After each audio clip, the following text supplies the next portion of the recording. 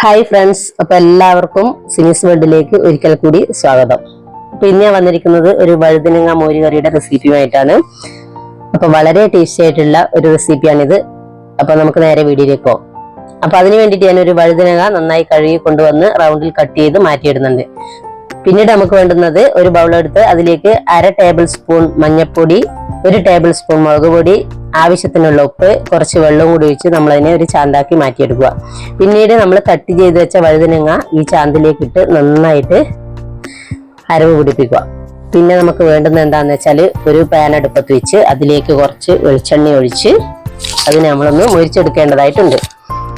അപ്പം അങ്ങനെ മൊരിച്ചെടുക്കാൻ വേണ്ടി നമ്മൾ അരവ് പെരക്കി വെച്ച വഴുതനങ്ങ അതിലേക്ക് പെരക്കി വെച്ച് കുറച്ച് കറിവേപ്പിലയും കൂടി ഇട്ട് അതിനെ ഒന്ന് തിരിച്ചും മറിച്ചും എടുക്കേണ്ടതായിട്ടുണ്ട്. അപ്പൊ അങ്ങനെ എല്ലാം പൊരിഞ്ഞു വന്നതിന് ശേഷം നമ്മളതിനെ ഒരു ബൗളിലേക്ക് മാറ്റിയെടുക്കുക. പിന്നീട് നമുക്ക് ഒരു ചട്ടിയാണ് വേണ്ടത്. അപ്പൊ ആ ചട്ടി നമ്മൾ സ്റ്റൗവിൽ വെച്ച് അതിലേക്ക് കുറച്ച് വെളിച്ചെണ്ണ ഒഴിച്ച് കുറച്ച് കടുകിട്ട് കടുകൊന്ന് പൊട്ടി വരുന്ന സമയത്തേക്കും കുറച്ച് ഉലുവയിട്ട് അതൊന്നും ചൂടായി കളർ മാറി വരുന്ന സമയത്തേക്കും കുറച്ച് ചെറിയ ജീരകം ഇട്ട് പിന്നീട് നമുക്ക് 2 പച്ചമുളകും കൂടി ഇട്ട് കുറച്ച് ഉള്ളിയും കൂടി ഇട്ട് കുറച്ച് കറിവേപ്പിലയും കൂടി ഇട്ട് 1/2 ടേബിൾ സ്പൂൺ കായവും കൂടി ചേർക്കണം. അതും കൂടി ചേർത്ത് കുറച്ച് മുളക് പൊടി ഒരു കളറിന് വേണ്ടിയിട്ട് അതും കൂടി ഇട്ടതിന് ശേഷം 1 കപ്പ് തൈര്, കട്ട തൈര് ആക്കണം.